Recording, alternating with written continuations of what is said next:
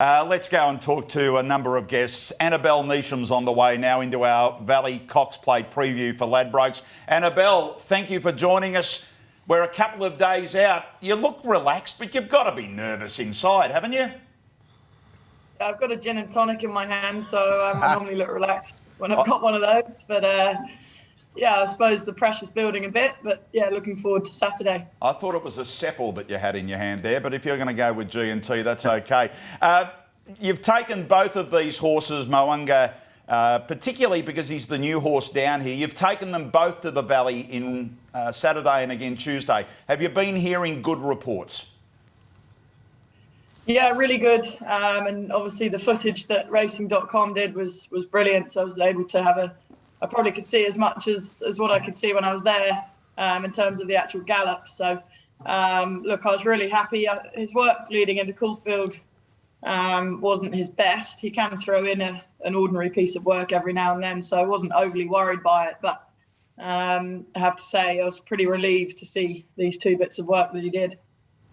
It's been spoken about so much, Annabel, but after his last start defeat in the Might and Power, have you done anything differently with him in the build-up to the Cox Plate? No, I haven't. We went over him with a fine-tooth comb to sort of check there was no issues, and there wasn't. He's just very sort of happy, healthy, sound horse. So we've just kept to what we normally do with him and have tried to not change anything. And he obviously had a quiet week and a few easy days at the beach after his run at Caulfield. And Todd's reports sort of come Thursday that he was back bouncing. And I think you don't want to change too much. He's only had the one sort of below par run, I suppose you could say. So they're all entitled to have an off day, and hopefully it was just that. Well, we're watching his win in the Underwood here, but when he did get beaten, can you tell the Moonee Valley members what J-Mac came out and said to you? Because you were watching the races in Sydney and he walked out of the jockey's room. What did he tell you? He just said, make sure I get down there because I want to have a sit on him. So that we've been hoping he'd get down there, but we weren't sure. But yeah, obviously when he was given the green light, he could, and he was eagerly watching his work Saturday and Tuesday. And he actually rang me Saturday morning and said, has he worked yet? He rang me about 3 times. I said, just concentrate on Nature Strip today. You can work out Zaki next week. So he's pretty pumped, and he wouldn't be going down to spend 6 days in isolation if he didn't think he was a great chance. Annabel, it's great that we've been able to secure J-Mac and Hugh to come down and ride Cox Plate Day. Where will you be watching the Cox Plate from?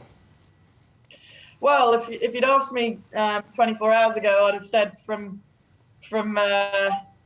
But I got a call this morning to say that the rules have changed a bit this morning, and Sydney's zoning had changed. So that's going to enable me to come down, which is really exciting. I've just got to get a negative test when I get down there. So I'll head down for Saturday, and obviously there won't be crowds, but to be there and put the saddles on them will be great. And Mo'unga's only been down there a short period of time. I saw him 10 days ago, but for Zaki, I haven't seen him for quite some time. So whilst I won't be changing anything on the day, it'll just be great to be there.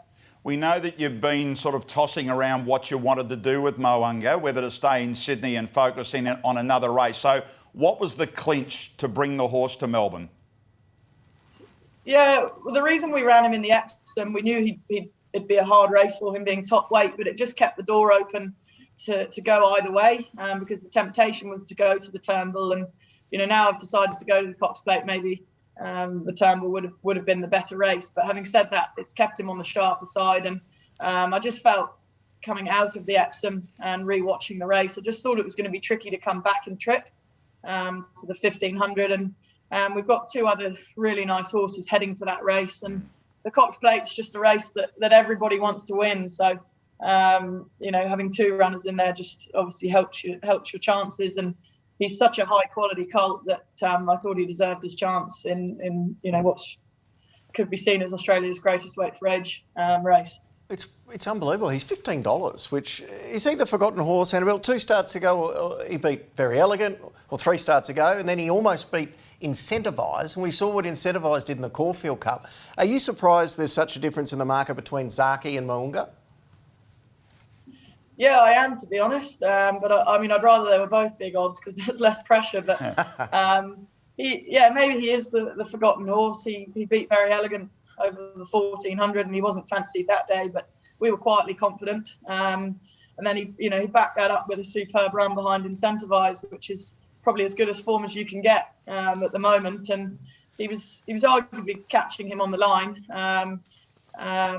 And certainly in that run, he suggested that the 2000 was going to be his play. So again, he's running the Epsom top weight. He didn't have an ideal trip that day. He was wide, but I thought it was a really brave run. And Tommy Berry actually said he thought it was nearly his career best performance. So he's never ran a bad race. He tries hard, and probably his greatest attribute is that he loves a fight. When he was having a ding dong with Very Elegant down the straight in the Winx Stakes, not many horses come out on top against her. She's so tough.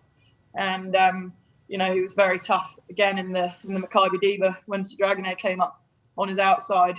So he's competitive and he's got that real will to win.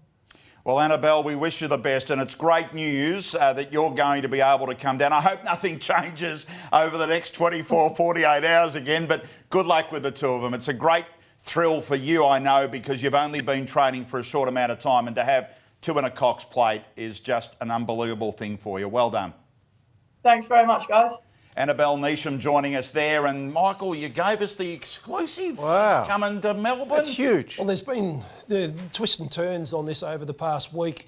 It changed this morning with the red zones in Sydney downgraded to orange. Yep. Originally, it was going to be that you'd have to do 6 days and produce a negative test day 1, day 3, day 6. It's changed, and fortunately, she can come down. And for Annabel to have 2 runners in the Cox Plate in her first year, an incredible effort, and she's clearly a trainer on the up.